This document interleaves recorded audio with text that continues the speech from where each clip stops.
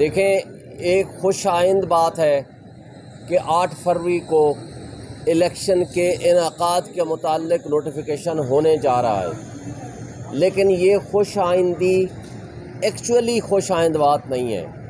ये हमारे लिए एक शर्म का मकाम है कि हम एक ख़ुद मुख्तार रियासत होने के साथ साथ, एक आइनी हुकूमत होने के साथ साथ, एक आइनी हुक्मरानी का हक जतलाने के साथ साथ हम आइन की पामाली कर रहे हैं। आज प्रैक्टिकली आइन कागज़ों में मौजूद है लेकिन मुअत्तल हो चुका है।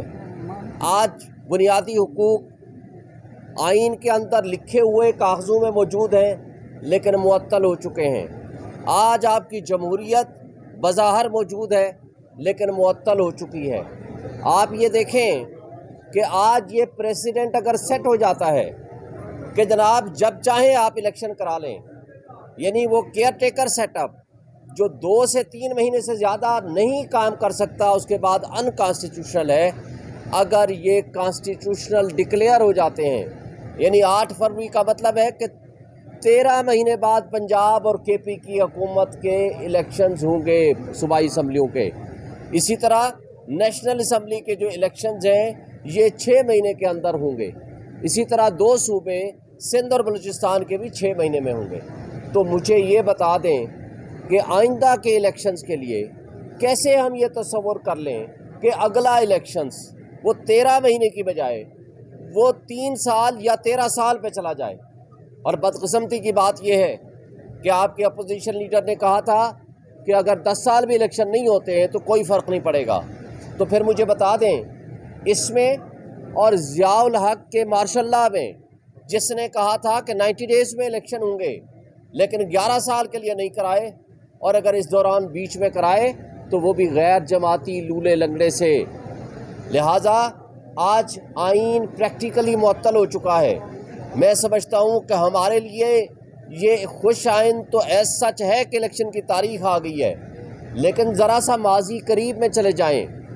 सदर पाकिस्तान ने 9 अप्रैल की डेट दी थी। उसके बाद सुप्रीम कोर्ट ने 1 मार्च के फैसले में कहा था कि with the consultation of president आप तारीख दें। फिर इलेक्शन कमीशन ने प्रपोज़ की थी तारीख 30 अप्रैल, और वो सदर पाकिस्तान ने नोटिफाई कर दी थी वो के पंजाब के लिए, और उसके नामिनेशन फॉर्म्स भी जमा हो गए थे। लेकिन पीडीएम की जमातों की ख्वाहिश पे और गैर जानिबदार रहने की बजाय जानिबदारी का मुजाहरा करते हुए उन्होंने अज़ खुद पावर ना होते हुए 8 अक्टूबर की तारीख दे दी थी। फिर सुप्रीम कोर्ट में दोबारा ये मैटर गया। सुप्रीम कोर्ट ने 14 मई की डेट दी थी लेकिन उसमें भी इलेक्शन नहीं हुआ। फिर 8 अक्टूबर की डेट हमारे कान पक गए सुन के कि जनाब 8 अक्टूबर को इलेक्शन इकट्ठे होगा। फिर नहीं हुआ 8 अक्टूबर को।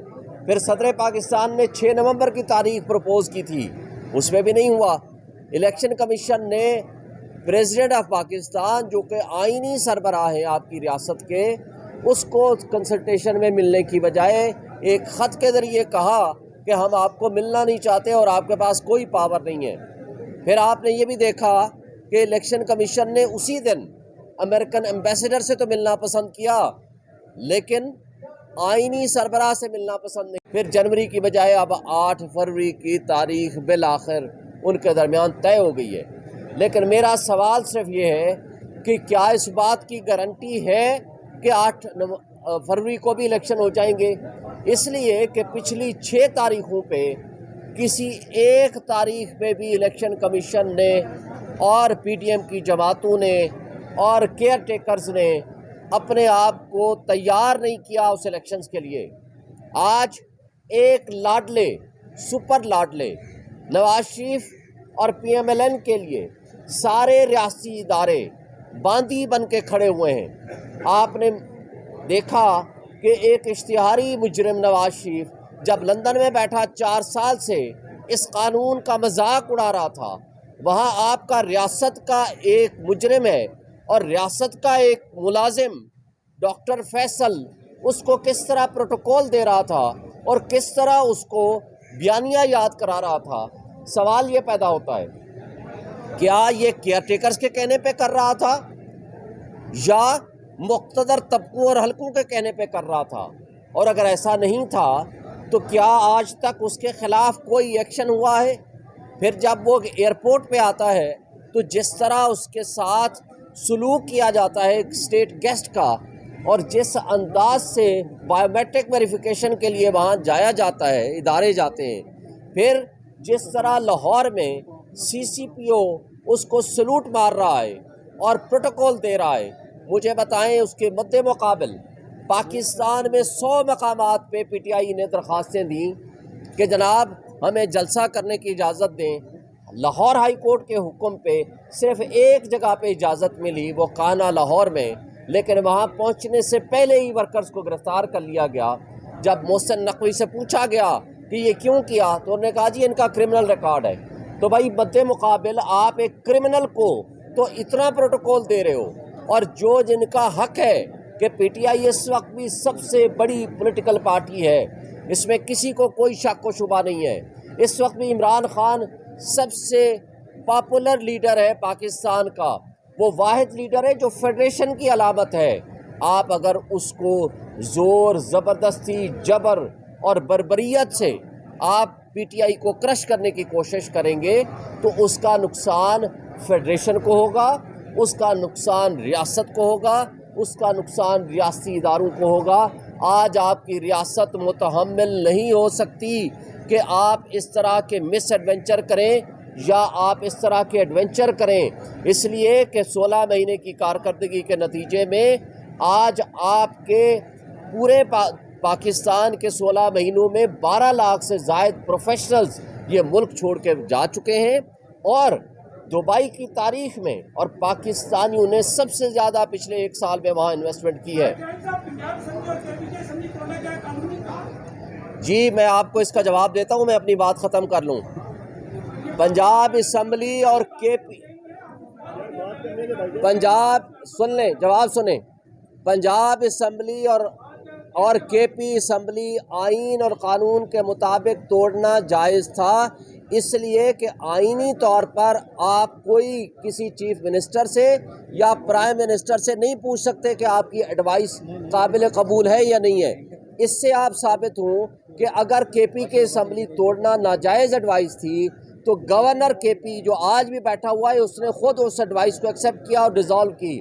फिर दूसरी बात, प्राइम मिनिस्टर और मौजूदा जो 2 सूबाई असम्बलियाँ हैं बलूचिस्तान और सिंध की, मुझे बताएं 3 दिन पहले क्यों डिज़ोल्व कर दी? इसलिए कि आइन के अंदर एक शिक मौजूद है। जब तक ये आइन है तो ये इस आइन का तकाजा है कि कोई भी शख्स जो चीफ मिनिस्टर के ओहदे पे हो या प्राइम मिनिस्टर के ओहदे पे हो, जब वो एडवाइस देगा तो प्रेसिडेंट ऑफ पाकिस्तान या गवर्नर पाबंद है उसको तोड़ दे, और अगर नहीं तोड़ेगा तो 48 आवर्स के बाद ऑटोमेटिकली डिज़ोल्व हो जाएगी। लिहाजा आपके क्वेश्चन के बाद आगे मैं एक बात कह दूं, इस वक्त इमरान खान के ख़िलाफ़ साइफ़र मुकदमा बनाना ही ग़ुलामी की बदतरीन मिसाल कायम करना है। जो मुझे बताएं जिस शख्स ने मुल्क की सलामती और ख़ुद मुख्तारी का दिफा किया हो उसको आप कहते हो मुल्ज़िम है, और जिस शख्स ने कहा बेगर्स आर नॉट चूज़र्स उसको आपने प्राइम मिनिस्टर और मुद्दाई बना दिया, और जिस शख्स ने कहा कि अमेरिका हमारा वेंटिलेटर है उसको आपने डिफेंस मिनिस्टर बना दिया। फिर ये जो फैसला किया जस्टिस आमिर फारूक साहब ने वो टोटली गलत है।